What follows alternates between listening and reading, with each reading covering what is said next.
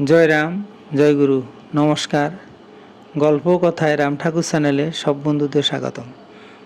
বন্ধুরা, আজ আমি ঠাকুর মহাশয়ের ঋণ শোধ সম্পর্কে যে গল্পটি ছিল আপনাদেরকে এই পর্যন্ত আমি 3টি পর্ব শুনিয়েছি। আর 4র্থ পর্ব অর্থাৎ শেষ পর্ব এখন শুরু করছি। আপনারা একটু কষ্ট করে শুনবেন।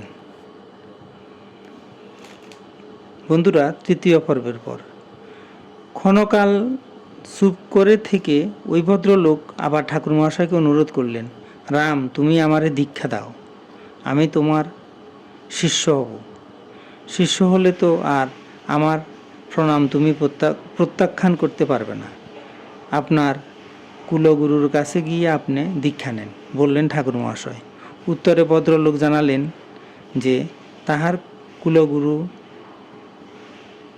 বংশের কেহই জীবিত নাই বহুকাল পূর্বে। একটু চুপ করে থেকে ঠাকুর মহাশয় বললেন, আপনি নাম নিতে পারেন যদি আপনার ইচ্ছা থাকে। দাও দাও, আমাকে তাই দাও, বললেন ভদ্রলোক অধীর আগ্রহে। ধীরে ধীরে ঠাকুর মহাশয় তাহাকে নাম দিলেন। ভদ্রলোকও বারংবার ঠাকুর মহাশয়ের সঙ্গে সেই নাম উচ্চারণ করতে লাগলেন। সজল হয়ে উঠেছিল ভদ্রলোকের চক্ষু দুটি। কোঁচার খুঁটে নয়ন মার্জনা করে ভদ্রলোক জানতে চাইলেন, কতবার করে এই নাম সারাদিন রাত্রিতে করতে হবে? যতবার পারেন, ঠাকুর মহাশয় ছোট্ট উত্তর দিলেন।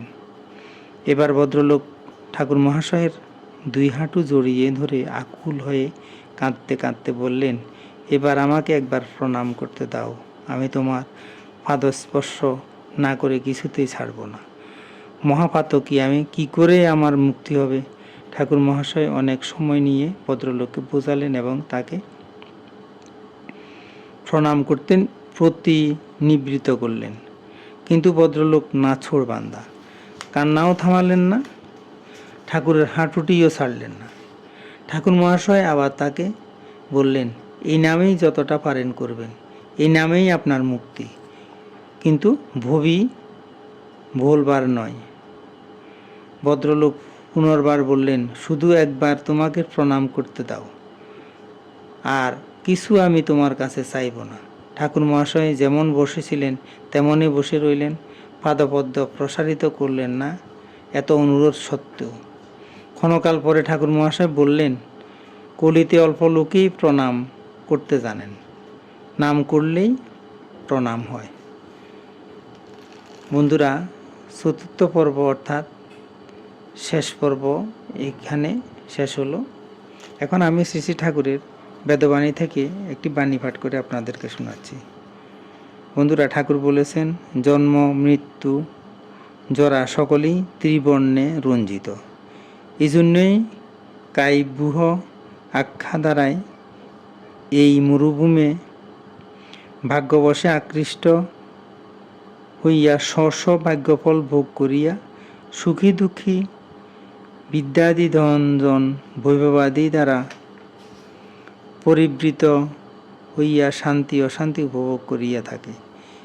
এই ভাগ সীমা বাদ দিয়া সত্যনারায়ণ লাভ করত স্বরূপ লাভ করিতে পারে। এই মরুভূম ত্যাগকে সিন্নিদান বলে। ইহা দিয়া সত্যলোক যেখানে গেলে ফিরে না, সেই স্থান প্রাপ্ত হয়। ত্রিবিধ লোক পরিহার হইয়া যায়, স্বভাগ্য অনুসারী জন্ম মৃত্যু প্রভৃতি অবস্থা ঘটিয়া থাকে। বন্ধুরা, আজ এই পর্যন্তই। আগামী দিন আবার শ্রী শ্রী ঠাকুর সম্পর্কে গল্প বাণী নিয়ে আপনাদের সাথে থাকব। বন্ধুরা, চ্যানেলটি যদি আপনাদের ভালো লেগে থাকে তাহলে সাবস্ক্রাইব করে চ্যানেলটির পাশে থাকবেন। আর নতুন বন্ধু হলে প্লিজ সাবস্ক্রাইব করতে ভুলবেন না। বেশি বেশি করে লাইক শেয়ার কমেন্ট করবেন, যেন ঠাকুর সম্পর্কে আরও ভালো গল্প আপনারা জানতে পারেন। ধন্যবাদ, ভালো থাকবেন। জয় গোবিন্দ, গুরু কৃপায় কেবলম।